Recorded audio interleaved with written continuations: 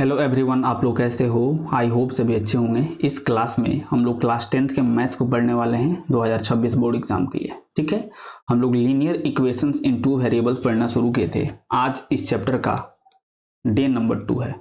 ठीक है, day number 1 में हम लोग ऑलरेडी बहुत कुछ पढ़ चुके हैं। ठीक है, यहाँ पे आप देख सकते हो कि इस चैप्टर में हमको कौन कौन से टॉपिक्स पढ़ने हैं। ठीक है, ये सभी टॉपिक्स हमको पढ़ने हैं इस चैप्टर के अंदर, जिसमें से हम लोग ऑलरेडी इस टॉपिक को पढ़ चुके हैं। Condition of consistency and inconsistency, इसमें ये आते हैं आपके इंटरसेक्टिंग लाइंस, को incident line and parallel line. तो ये सब कुछ हम लोग डे नंबर 1 में अच्छे से पढ़ चुके हैं, और जो भी इस टॉपिक से इंपॉर्टेंट सवाल आपके बोर्ड एग्जाम के लिए बनते थे वो सब कुछ हम लोग कर चुके हैं। ठीक है, तो अगर कोई भी बच्चा इस लेक्चर को नहीं देखा है तो प्लीज आप जाओ प्लेलिस्ट में, आपको वीडियो मिल जाएगा, वहां से आप देख सकते हो।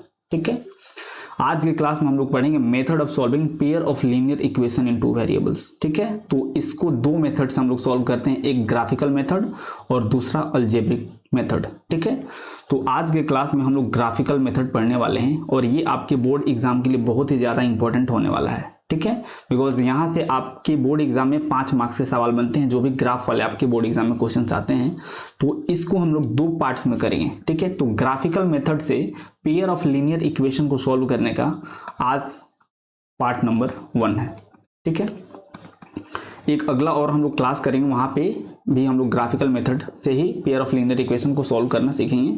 ठीक है, ताकि जिस टाइप के क्वेश्चन बन सकते हैं इस टॉपिक से, उसको हम लोग अच्छे से कवर कर लेंगे, ताकि आपके बोर्ड एग्जाम में कोई भी क्वेश्चन आए तो आप उसको इजिली सॉल्व कर पाओ। ठीक है, तो यहाँ पे आप देख सकते हो आज डे नंबर 2 है। आज ग्राफिकल मेथड पढ़ना है और इस पे सवाल प्रैक्टिस करने हैं। ठीक है, आपका काम सिर्फ एक ही है, वो क्या है? बिल्कुल अच्छे से ध्यान से इस लेक्चर को सुनना। किसी भी पॉइंट पे कहीं भी कोई भी प्रॉब्लम होता है तो उस पॉइंट पे दोबारा सुनो, फिर भी कहीं डाउट होता है देन आप कमेंट सेक्शन में बताओ, डेफिनेटली हम उसको अच्छे से देखेंगे, सॉल्व करेंगे। ठीक है, तो आज का क्लास बिना टाइम वेस्ट के शुरू करते हैं। ठीक है, हम लोग पिछले क्लासेस में बहुत अच्छे से इस इक्वेशन को समझ चुके थे। ये क्या है? Pair of linear equation in two variables का ये स्टैंडर्ड फॉर्म है। ठीक है, ये स्टैंडर्ड फॉर्म है। स्टैंडर्ड फॉर्म कैसे पता करते हैं? जितने भी आपके टर्म्स हैं सबको इक्वल के एक साइड रखते हैं और दूसरे साइड 0 रखते हैं। ठीक है, तो ये आपका स्टैंडर्ड फॉर्म है pair of linear equation in two variables का। ठीक है, यहाँ पे ये इक्वेशन कैसे आते हैं, 2 इक्वेशन हम लोग एक साथ क्यों लेते हैं, इन सभी सवालों का जवाब आपको डे नंबर 1 के अंदर मिल जाएगा। उसको अच्छे से आप सुनो, देन इसको देखना, हर एक पॉइंट एकदम अच्छे से क्लियर होगा। ठीक है,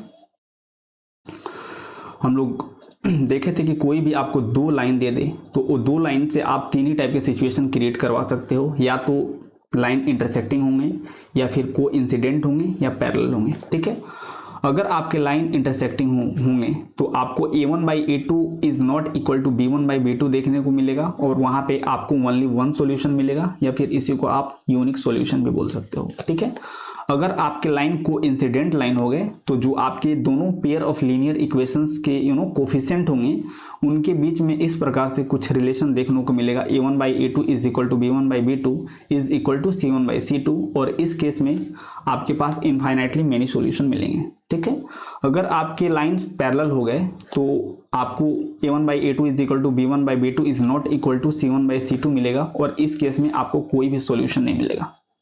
ठीक है,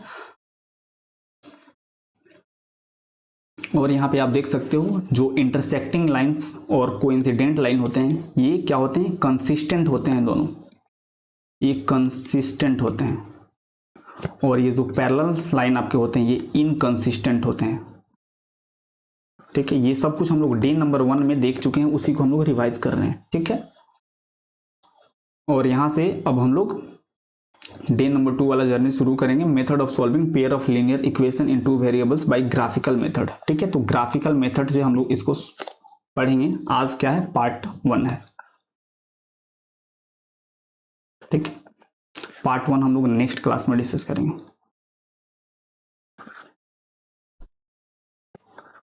ठीक है, तो बहुत ज्यादा इंपॉर्टेंट है, बिल्कुल ध्यान से देखना, बिकॉज इस पॉइंट से, इस टॉपिक से आपके बोर्ड एग्जाम में 5 मार्क्स के सवाल बनते हैं।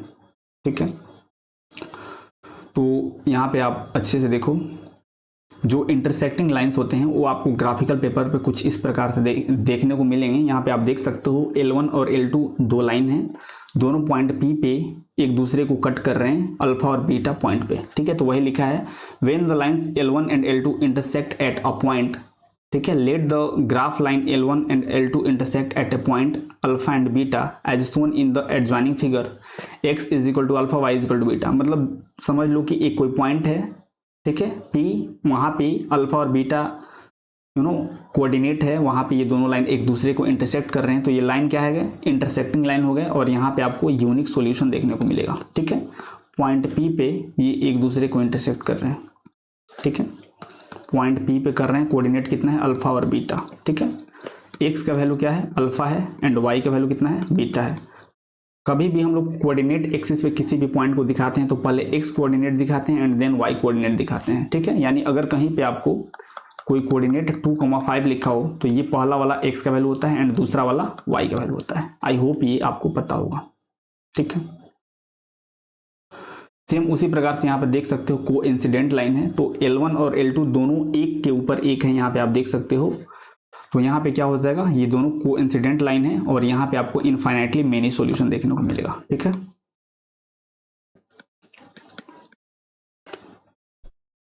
सेम इसी प्रकार से आप पैरेलल लाइंस का केस देख सकते हो, ठीक है। इनमें कोई भी कॉमन पॉइंट नहीं होता है, ठीक है, इसलिए आपको कोई भी सॉल्यूशन नहीं देखने को मिलता है और ये इनकंसिस्टेंट होता है, ठीक है।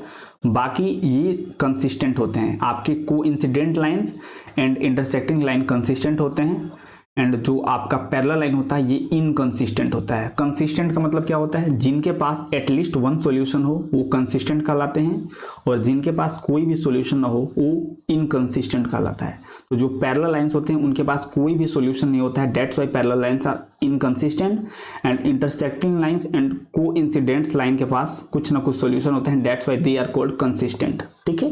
ये सब कुछ हम लोग डे नंबर 1 में अच्छे से देखे हैं कि कंसिस्टेंट किसको बोलते हैं, इनकंसिस्टेंट किसको बोलते हैं, ठीक है। तो सेम वही पॉइंट यहाँ पे आप देख सकते हो, बोल रहा है if the graph lines intersect at a point, तब आपको यूनिक सॉल्यूशन देखने को मिलेगा।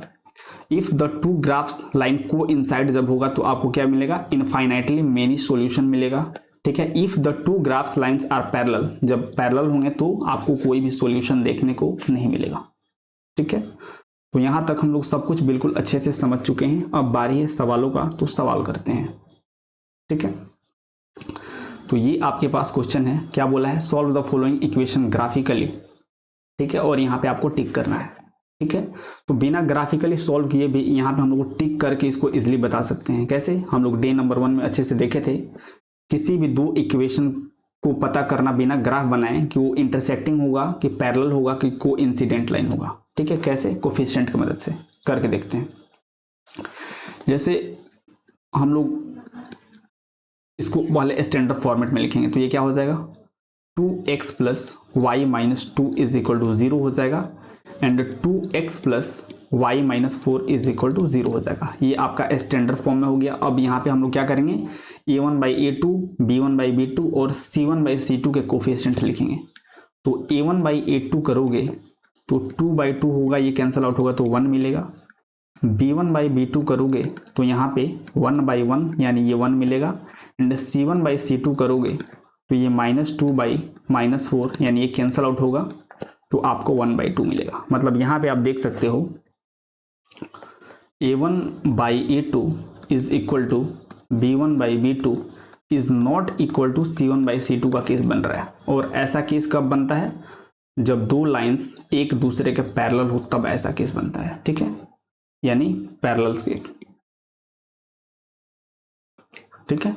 यानी ये दोनों लाइन क्या होंगे, पैरेलल। मतलब बिना ग्राफ बनाए, बिना इन दोनों इक्वेशन को सॉल्व किए हम लोग यहाँ पे जो भी डे नंबर 1 में पढ़े हैं उसके मदद से बता चुके हैं कि ये दोनों लाइंस एक दूसरे के पैरेलल होंगे। लेकिन कुछ देर के लिए मान लो कि अगर यहाँ पे ये ऑप्शन नहीं दिए होते और आपसे बोला होता कि ग्राफिकल मेथड से इन दोनों इक्वेशन को आप सॉल्व करके बताओ, तो क्या करते, इसको सॉल्व करना ही पड़ता, बिकॉज आपके बोर्ड एग्जाम में जो ग्राफिकल मेथड वाले जो भी क्वेश्चन पूछे जाते हैं वो 5 मार्क्स में आते हैं, तो बहुत ज़्यादा आपके लिए इंपॉर्टेंट है। तो अब इसको देखते हैं कि ग्राफिकल मेथड से इसको कैसे सॉल्व करेंगे, ठीक है। लेकिन इसको सॉल्व करने से पहले एक पॉइंट है, बिल्कुल अच्छे से ध्यान से सुनना। किसी भी लाइन को ड्रॉ करने के लिए हमको कम से कम 2 पॉइंट चाहिए। यानी जैसे मान लो आपको कोई एक पॉइंट हम ए दे दें और दूसरा एक कोई पॉइंट बी दे दें और बोले कि इन दोनों पॉइंट को मिलाओ, तो यहाँ पे आप देखो अगर इन दोनों पॉइंट को आप मिलाओगे तो हमेशा आपको एक स्ट्रेट लाइन देखने को मिलेगा। ठीक है, दुनिया में कहीं भी दो पॉइंट अगर आप लो उसको ज्वाइन करो तो हमेशा आपको एक स्ट्रेट लाइन मिलेगा। ठीक है, और हम लोग बिल्कुल अच्छे से डे नंबर 1 में ये डिस्कस किए थे कि जो भी पेयर ऑफ लीनियर इक्वेशंस होते हैं इन टू वेरिएबल्स वो एक स्ट्रेट लाइन के इक्वेशंस होते हैं। तो यहाँ पे आपके सामने दो इक्वेशन दिया गया है, यानी दोनों ये इक्वेशन किसी ना किसी स्ट्रेट लाइन के इक्वेशंस हैं। तो यहाँ पे ये तो पता है कि स्ट्रेट लाइन बनेगा, लेकिन वो कैसा बनेगा, कोऑर्डिनेट सिस्टम में कहाँ से कट करेगा, कैसे क्या होगा, ये सब कुछ बात का बात है। पहले आप ये समझो कि किसी भी स्ट्रेट लाइन को ड्रॉ करने के लिए कम से कम हमको दो ऐसा पॉइंट चाहिए जिनको हम मिलाएं तो अपने पास स्ट्रेट लाइन बन के आ जाए। ठीक है, जैसे मान लो जो अपने पास पहला ये इक्वेशन दिया है इसको पहले नेक्स्ट पेज पे लिखो। क्या है, 2x + y = 2। क्या है, 2x + y = 2। 2x + y = 2। बिल्कुल अच्छे से ध्यान से इस इक्वेशन को देखना और यहाँ पे जो भी हम लोग काम करेंगे केवल इस इक्वेशन में करेंगे। इसके बाद से जो भी आगे क्वेश्चन आते जाएगा डायरेक्टली वहाँ पे हम काम करते जाएंगे और ग्राफ बनाते जाएंगे। इसलिए बिल्कुल ध्यान से अच्छे से यहाँ पे सुनो, बहुत ज़्यादा इंपॉर्टेंट पॉइंट है। ठीक है, अभी हम लोग क्या बोले थे, किसी भी लाइन को ड्रॉ करने के लिए कम से कम हमको दो ऐसा पॉइंट चाहिए। ठीक है, ताकि उसको हम लोग मिलाए तो अपने पास एक स्ट्रेट लाइन बन जाए। यानी यहाँ पे भी हमको पता है कि इस इक्वेशन का जो ग्राफ बनेगा, जब इसको ग्राफिकल पेपर पर हम लोग बनाएंगे तो ये डेफिनेटली एक स्ट्रेट लाइन बनेगा, लेकिन हमको वो दो ऐसा पॉइंट चाहिए जो इस इक्वेशन को सेटिस्फाई करे। तो वो इस इक्वेशन को सेटिस्फाई करने वाला वो दो पॉइंट कैसे हमको मिलेगा, ये हमको अच्छे से दिमाग लगा के सोचना है। ठीक है, तो यहाँ पे x और y आपको दो वेरिएबल, दो अननोन दिख रहे हैं।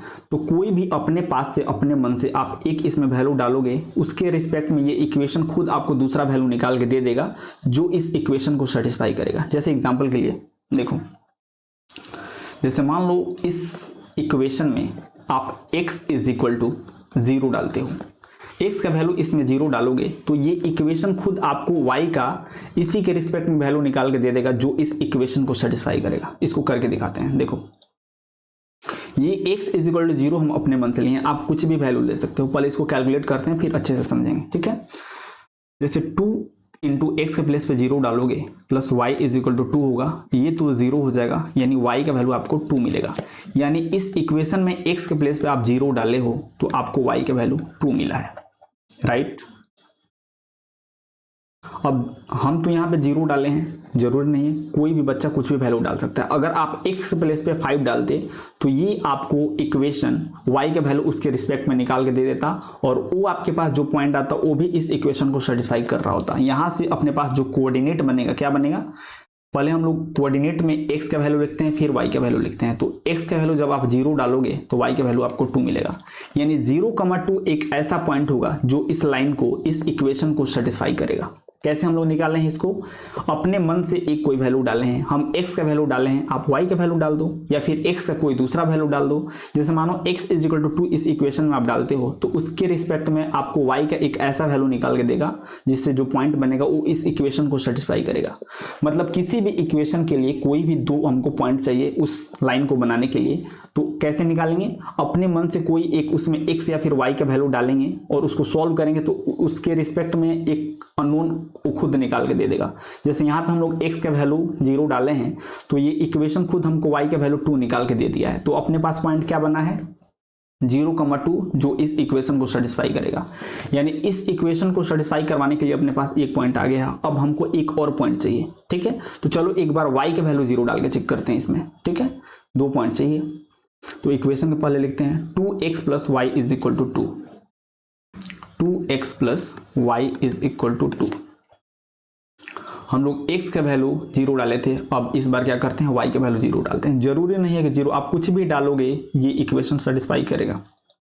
ठीक है, तो y का वैल्यू 0 डालोगे इसमें तो क्या होगा, 2x + 0 = 2, यानी 2x = 2, यानी आपको यहाँ से x का वैल्यू 1 मिलेगा।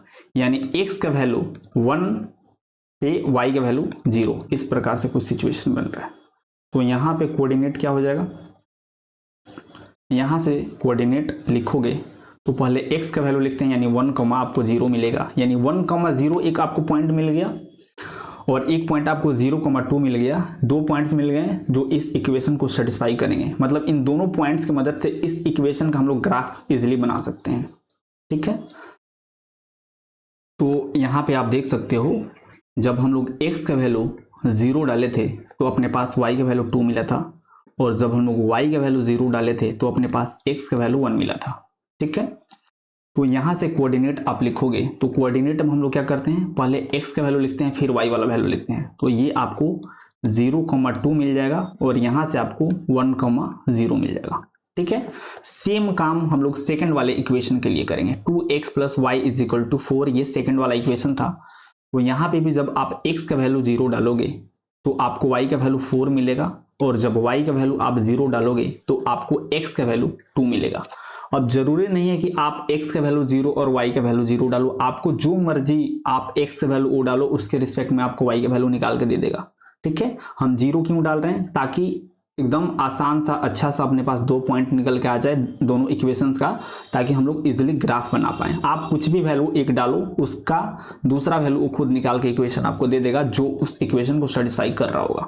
ठीक है, तो यहाँ से आप कोऑर्डिनेट लिखोगे वो 0,4 हो जाएगा और ये 2,0 हो जाएगा। ठीक है, इस इक्वेशन को L1 बोलते हैं। L1 मतलब यहां से एक लाइन बनेगा, उस लाइन को हम लोग L1 बोले हैं, और इसको L2 बोलते हैं। ठीक है, यानी यहां से जो ग्राफ पे स्ट्रेट लाइन बनेगा उसको हम लोग L2 बोल रहे हैं। अब इसको ग्राफ पेपर पे रिप्रेजेंट करते हैं। ठीक है, तो ये रहा ग्राफ पेपर। पहले यहाँ पे नंबरिंग कर लेते हैं, ये 0, ये 1, 2, 3, 4, 5, 6 इस प्रकार से, और यहाँ पे -1, यहाँ पे भी -1, यहाँ पे 1, यहाँ पे 2, यहाँ पे 3, यहाँ पे 4, इस प्रकार से जाएगा। आपने अच्छे से कोऑर्डिनेट सिस्टम को इस प्रकार से देखा होगा। ठीक है, पहला पॉइंट अपने पास कितना है, 0,2। ठीक है, तो जो 0,2 वाला पॉइंट है वो यहाँ पे लाई करेगा, ये है आपका 0,2 वाला पॉइंट। ठीक है, सेकंड पॉइंट क्या है, 1,0। ठीक है, तो 1,0 वाला आपका पॉइंट ये है, ये क्या है 1,0। ठीक है, तो पहले वाले इक्वेशन का दोनों पॉइंट्स को हम लोग यहाँ पे दिखा चुके हैं। अब क्या करेंगे, इन दोनों को ज्वाइन करेंगे तो पहले वाले इक्वेशन का अपने पास ग्राफ बन जाएगा। ठीक है, तो ये एक ऐसा स्ट्रेट लाइन है जो अपने पहले इक्वेशन को सेटिस्फाई करेगा। ठीक है, और पहले इक्वेशन को हम लोग L1 बोल चुके हैं, यानी उससे जो स्ट्रेट लाइन हमको मिलेगा उसको हम लोग L1 बोले हैं, तो ये L1 है। सेम इसी प्रकार से जो अपने पास सेकंड वाला इक्वेशन है उसके पॉइंट्स को अब हम लोग डिनोट करेंगे, तो क्या है 0,4। तो 0,4 आपका ये पॉइंट हो गया, दिस इज 0,4। एंड एक पॉइंट क्या है, एक पॉइंट आप देख सकते हो 2,0 है, तो 2,0 आपका ये हो जाएगा 2,0। अब इसको हम लोग मिला देंगे तो सेकंड इक्वेशन का भी अपने पास ग्राफ बन जाएगा। ठीक है, तो ये अपने पास ग्राफ रहा सेकंड इक्वेशन का। ठीक है, तो यहाँ पे आप देख सकते हो हम लोग पहले ही बता चुके थे कि ये दोनों इक्वेशन एक दूसरे के पैरेलल आएंगे, और यहाँ पे आप देख भी सकते हो कि ये दोनों एक दूसरे के पैरेलल यहाँ पे निकल के आ रहे हैं। ठीक है, ये L2 है, यानी सेकंड इक्वेशन से जो स्ट्रेट लाइन मिला है उसका ये ग्राफ है। ठीक है,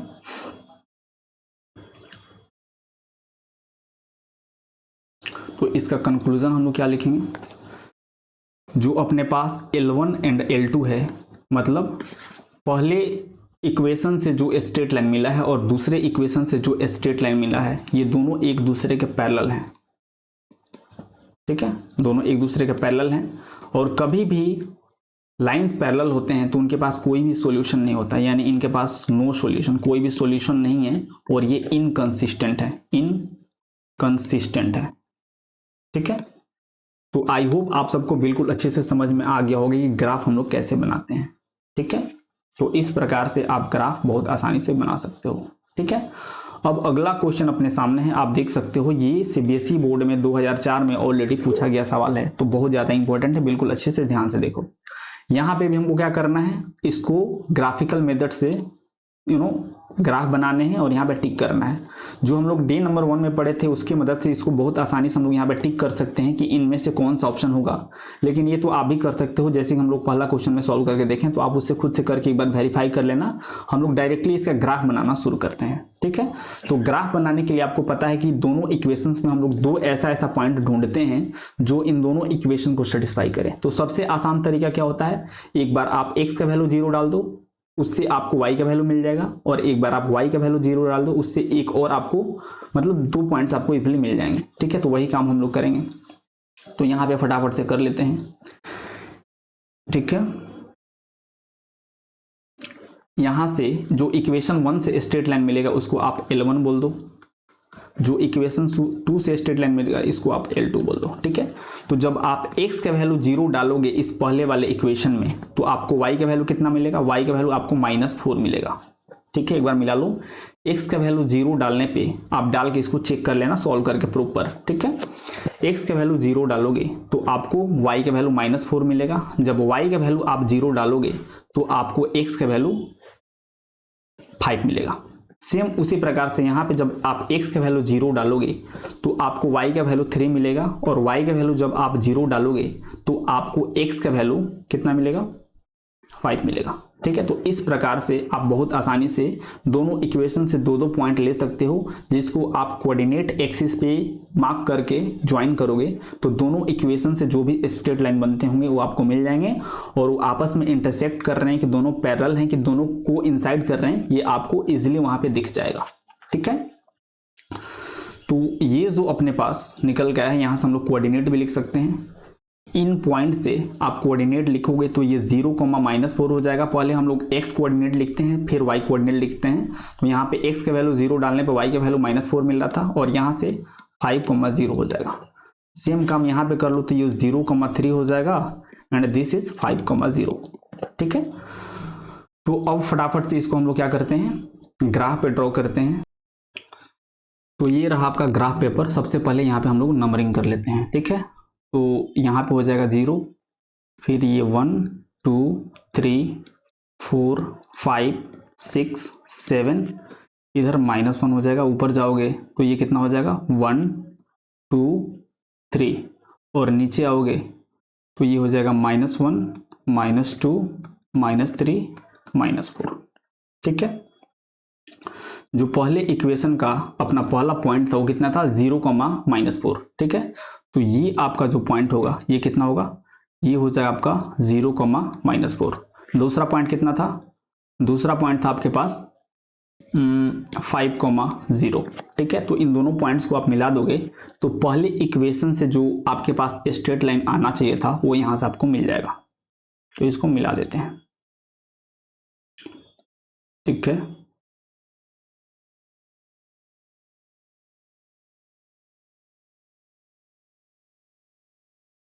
तो ये आपके पास पहले इक्वेशन से जो स्ट्रेट लाइन बनना चाहिए था आपके सामने निकल के आ गया है। अब दूसरा वाला जो इक्वेशन था उसका पहला पॉइंट कितना था, पहला पॉइंट था 0, 3। तो उसको दिखाते हैं फटाफट से। ये हो जाए आपका 0, 3, एंड दूसरा पॉइंट कितना था 5, 0। तो ये इसी पे आ जाएगा। तो इसको कर लेते हैं फटाफट से।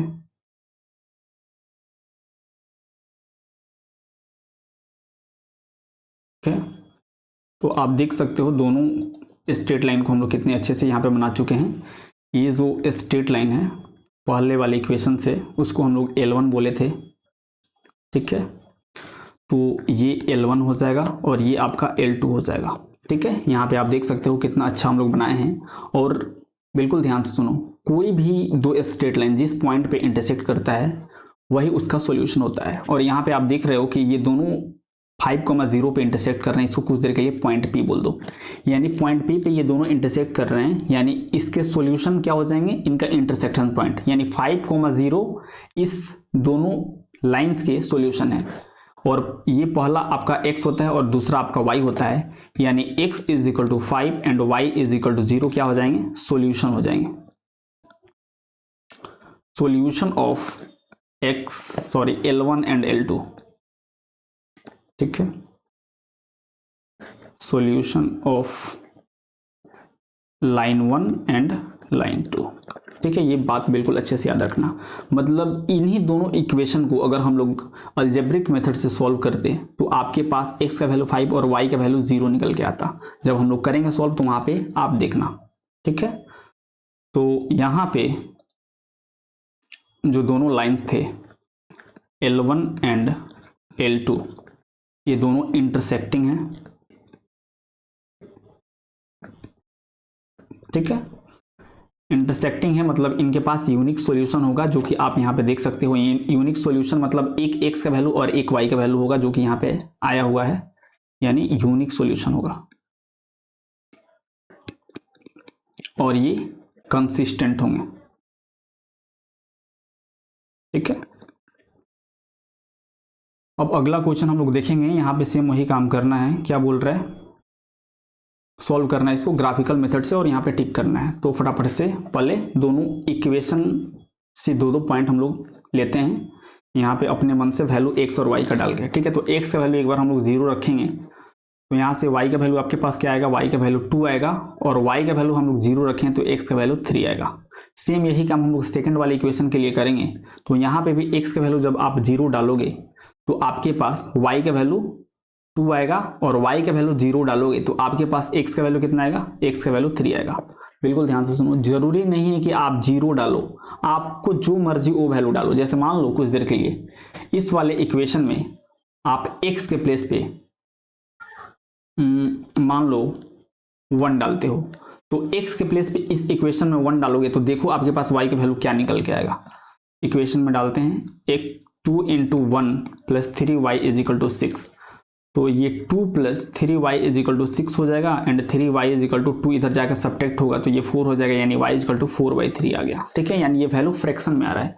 आपको इस तरीके से x का वैल्यू डालना है कि जो y का वैल्यू आपको मिले वो फ्रैक्शन में नहीं आना चाहिए, न्यूमेरिकल इंटीजर वैल्यू आना चाहिए। क्यों आना चाहिए भैया, क्योंकि जब हम लोग इसको ग्राफिकल पेपर पे रिप्रेजेंट करेंगे तो वहाँ पे फ्रैक्शन में वैल्यू आपको जब डालोगे तो उतना एग्जैक्ट आपको ग्राफ नहीं मिलेगा। तो इस प्रकार से आपको उसमें वैल्यू डालना है, इनपुट देना है कि जो आपको आउटपुट मिले वो एक इंटीजर मिले। ठीक है, तो ऐसा नहीं है कि x का वैल्यू 1 डालोगे और y का वैल्यू आपको 4/3 मिलेगा तो इसे आप ग्राफ नहीं बना सकते हो। डेफिनेटली बना सकते हो, लेकिन उतना एक्यूरेट ग्राफ आपको नहीं मिलेगा। तो जो भी वैल्यू आप लोग डालोगे वो बिल्कुल सोच समझ के आपको डालना पड़ेगा। अगर यहाँ पर हम लोग बात करें x का वैल्यू कुछ अलग डालने के लिए तो क्या सोचेंगे, एक बार ध्यान से देखो। जैसे मानो x के प्लेस पे 0 के अलावा हम लोग क्या यहाँ पे रखें ताकि उसके कॉरेस्पॉन्डिंग y का हमको एक वैल्यू मिले। तो दिमाग लगाते हैं, अगर आप अगर x के प्लेस पे 6 डाल दो तो देखो तो क्या होगा। x के प्लेस पे 6 डालोगे तो 2 इंटू क्या हो जाएगा, 6 plus 3y is equal to 6 हो जाएगा, और ये आपका 12 हो जाएगा। 12 plus 3y is equal to 6 हो जाएगा, यानी 3y इज इक्वल टू -6 हो जाएगा, यानी y इज इक्वल टू -2 हो जाएगा। यानी एक और आपके पास पॉइंट आ जाएगा 6 और -2। मतलब जब x का वैल्यू आप 6 डाले थे तो आपका y का वैल्यू -2 मिला था। ठीक है, यानी ये जो पॉइंट है ये भी आपके L1 वाले लाइन को सेटिस्फाई करेगा। मतलब जो स्ट्रेट लाइन बनेगा उस पर ये वाला पॉइंट आ जाएगा।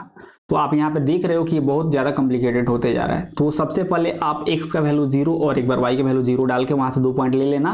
अगर वहाँ पे फ्रैक्शन में वैल्यू आने लगेगा तब आपको इस टाइप से सोचना है। ठीक है, तो फटाफट से इसको हम लोग ग्राफ पे बनाएंगे। पहले इसको मार्क कर लेते हैं। तो ये 0 हो जाएगा, ये 1 2 3 4 5 6, यहाँ पे -1, यहाँ पे भी -1, यहाँ पे क्या हो जाएगा 1 2 3 4 5। ठीक है, अब पॉइंट मार्क करते हैं। पहले वाले इक्वेशन का पहला पॉइंट कितना है, 0,2। यहाँ से आपको मिलेगा, देख लो, यहाँ से आपको 0,2 मिलेगा, ये आपको 3,0 देगा, और इन दोनों से आप कितना लोगे 6,-2। ठीक है, तो 0,2 दिखाते हैं सबसे पहले, 0,2। तो 0,2 आपका ये वाला पॉइंट होगा, दिस इज 0,2। और एक पॉइंट कितना था, एक था कितना 3,0। 3,0। इन दोनों को पहले मिलाते हैं, उसके बाद से बात करेंगे, ठीक है। इसको थोड़ा सा और आगे बढ़ा लेते हैं, कुछ आपको दिखाना है, ठीक है। तो ये अपना पहला लाइन है, तो इसको हम लोग कुछ देर के लिए L1 बोलते हैं। ये अपना L1 लाइन है, L1, ठीक है। इस पे एक और पॉइंट आया था, कौन सा पॉइंट था वो? 6,-2 आया था। तो इसको दिखाते हैं। देखो ये जो पॉइंट है ये भी सेम इसी वाले स्ट्रेट लाइन पे आएगा। कैसे? 6,-2 अब दिखाओगे तो यहाँ पे आपका होगा -2, तो ये वाला पॉइंट कुछ यहाँ पे आएगा। मतलब यहाँ पे आप देख रहे हो ये कितना है? 6,-2, मतलब ये वाला पॉइंट भी इसी लाइन पे आ रहा है। मतलब अपने मन से कोई भी आप x का वैल्यू डालोगे, उसके रिस्पेक्टिव आपको इक्वेशन अगर y का वैल्यू निकाल के देगा तो वो सेम इसी वाले स्ट्रेट लाइन पे आएगा, ठीक है। लेकिन सबसे आसानी क्या होता है, हम लोग जीरो डाल के x और y का 2 पॉइंट्स ले लेते हैं, वहां से ग्राफ ड्रॉ कर लेते हैं। आप यहाँ पे देख सकते हो x का वैल्यू हम लोग 6 और y का वैल्यू -2 अपने पास आया था, तो उससे जो पॉइंट बन रहा है वो भी सेम इसी वाले स्ट्रेट लाइन पे आ रहा है, ठीक है। तो डरना नहीं है। जो सेकेंड वाला अपने पास इक्वेशन का पॉइंट बनेगा वो कितना बनेगा? यहाँ से 0,2 बनेगा और यहाँ से 3, कितना बनेगा? 0 बनेगा। यानी आप देख सकते हो जो यहाँ पे दोनों पॉइंट आ रहा था वही सेम पॉइंट यहाँ पे भी आ रहा है। मतलब ये दोनों लाइंस को इंसाइड करेंगे, ठीक है। तो बना लेते हैं, दोनों एक दूसरे पे आएंगे, दोनों एक के ऊपर एक आएंगे, ठीक है। इसको ब्लू से करते हैं, ठीक है। तो ये आपका L2 है। L1 और L2 दोनों एक दूसरे पे कोइंसाइड कर रहे हैं, यहाँ पे आप देख सकते हो। तो यहाँ पे लिख लेते हैं फटाफट से, L1 एंड जो L2 हैं ये कोइंसिडेंट लाइन है, ठीक है। तो इनके पास इनफाइनाइटली मेनी सॉल्यूशन होंगे, ठीक है। और ये क्या होंगे? कंसिस्टेंट होंगे, ठीक है। तो फटाफट से टिक कर लेते हैं, कोइंसिडेंट, ठीक है। तो ऑप्शन बी आपका करेक्ट हो जाएगा। यहाँ पे आप देख सकते हो तीनों टाइप के केस हम लोग यहाँ पे लेकर डिस्कस कर चुके हैं, ठीक है। हम लोग सबसे पहले जो क्वेश्चन किए थे, जो ग्राफ बनाए थे, वहाँ पे लाइंस दोनों आपस में पैरेलल हो रहे थे। सेकेंड वाला जो हम लोग क्वेश्चन किए थे वहाँ पे दोनों लाइंस एक दूसरे को इंटरसेक्ट कर रहे थे। और तीसरा जो हम लोग अभी क्वेश्चन किए हैं, यहाँ पे आप देख सकते हो दोनों जो लाइंस हैं वो एक के ऊपर एक आ गए हैं, मतलब कोइंसिडेंट लाइन है। मतलब तीनों केस हम लोग बिल्कुल अच्छे से समझ चुके हैं, ठीक है। आई होप आपको ये वाला लेक्चर बहुत अच्छा लगा होगा। नेक्स्ट क्लास में हम लोग पार्ट 2 करेंगे ग्राफ पे ही। वहाँ पे हम लोग एरिया वाले प्रॉब्लम करेंगे। वहाँ पे भी सेम इसी टाइप से ग्राफ बनाना होगा, लेकिन जो ट्रेंगल बनेगा वहाँ पे हम लोग करेंगे। तो वहाँ पे आप देखना, वहाँ पे हमसे ट्रेंगल का एरिया भी पूछ लेगा, ठीक है। तो यहाँ पे जो हम लोग काम कर रहे हैं वो तो करना ही है वहाँ पे, लेकिन कुछ एक्स्ट्रा वर्क करना पड़ेगा। तो उसको हम लोग नेक्स्ट क्लास में बिल्कुल अच्छे से डिस्कस करेंगे, ठीक है। ओके, देन मिलते हैं नेक्स्ट क्लास में। तब तक के लिए have a good day, take care, bye.